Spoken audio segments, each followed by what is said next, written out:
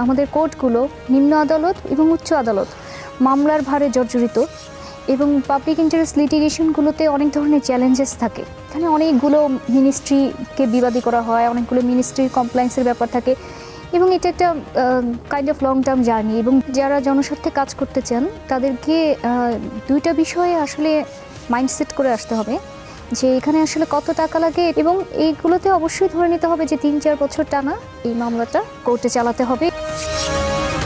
আপনি জনস্বার্থে অনেকগুলো রিট করেছেন, কিন্তু আমার যেটি প্রশ্ন যে বাংলাদেশে যে পাবলিক ইন্টারেস্ট লিটিগেশন, এটা কি কোনো বাস্তব অবস্থার আসলে পরিবর্তন আনতে পারছে?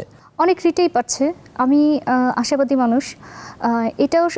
এটা সত্যি যে আমাদের কোর্টগুলো নিম্ন আদালত এবং উচ্চ আদালত মামলার ভারে জর্জরিত এবং পাবলিক ইন্টারেস্ট লিটিগেশনগুলোতে অনেক ধরনের চ্যালেঞ্জেস থাকে। এখানে অনেকগুলো মিনিস্ট্রিকে বিবাদী করা হয়, অনেকগুলো মিনিস্ট্রির কমপ্লায়েন্সের ব্যাপার থাকে এবং এটা একটা kind of long term journey. এবং জেন্ডার ডিটেকশন, যে গর্ভের সন্তান, এটা তো পরবর্তীতে কোর্ট কন্টিনিউয়াস ম্যান্ডামাস করে দিয়েছে যে এটা কোর্ট দেখভাল করবে যে আসলে এটা কার্যকর হচ্ছে কিনা। তাহলে সেখানেও কিন্তু ধারণা ছিল যে আবার নতুন করে যদি হয়, আবার নতুন করে যাতে রিট পিটিশন ফাইল করতে না হয়, যে একটা রিট পিটিশনের মধ্যেই যাতে এসে বলার সুযোগ থাকে যে ওই প্রতিষ্ঠানটা এই কাজটা করেনি।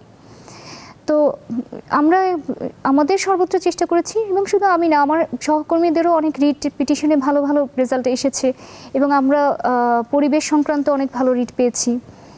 এবং যতগুলো আমাদের সংশোধনী কনস্টিটিউশনাল অ্যামেন্ডমেন্ট হয়েছে সেগুলি রিটগুলো তো রিটের মাধ্যমেই এসেছে, সেগুলো তো পিআইএল-এর মাধ্যমেই এসেছে। আচ্ছা, আইনের যে ভাষা বা আইন যে পথে চলে, বিশেষ করে অর্থনীতি এবং আইন, এর ভাষাগুলো একটু ইন জেনারেল মানুষের জন্য কঠিন মনে হয়। ধরুন আমি কোনো একটা বিষয়ে রিট করতে চাই, বা আমাদের যারা দর্শক আজকের অনুষ্ঠান দেখছেন তারা কোনো একটা জনস্বার্থে রিট করতে চান। রিট করতে হলে এই প্রক্রিয়াটা কি, বা কত টাকাই বা লাগে, বা এই রিটের রায় পেতেই বা কত সময় লাগে?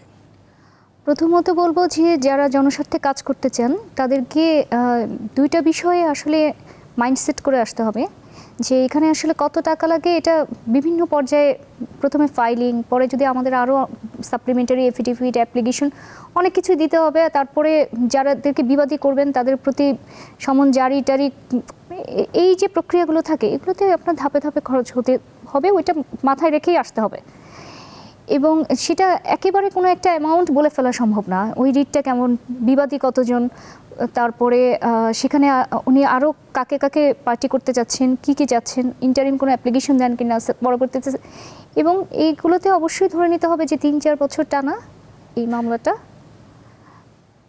কোর্টে চালাতে হবে। 3 থেকে 4 বছর, 3 থেকে 4 বছর, হয়তো বা আরও বেশি।